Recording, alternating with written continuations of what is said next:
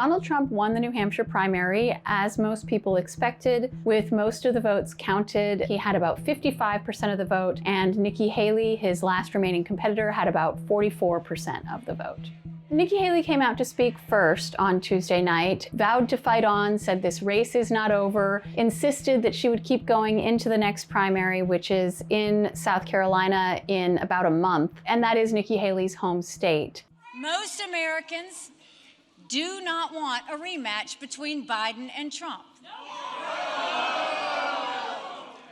The first party to retire its 80-year-old candidate is going to be the party that wins this election. When Donald Trump came out and made his victory speech, I was there at the hotel in Nashua, New Hampshire, and the former president was clearly not happy. He didn't like that Nikki Haley was claiming that she had some kind of mandate to continue in this race. I can go up and I can say to everybody, oh, thank you for the victory, it's wonderful, or I can go up and say, who the hell was the imposter that went up on the stage before and claimed a victory? She did very poorly, actually.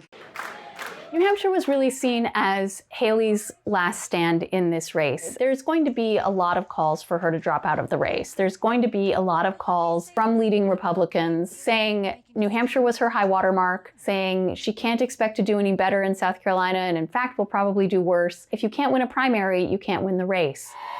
So the Democrats also had a primary in New Hampshire, but it was a very odd race. President Biden's name was not on the ballot. His supporters, they sent out mailers to people urging loyal Democrats to write in the president's name so that he would still win this primary that he officially was not in. And he did have some challengers. There's a congressman from Minnesota, Dean Phillips, with most of the vote counted late Tuesday night, had just over 20% of the vote. The Biden campaign saw this as a victory.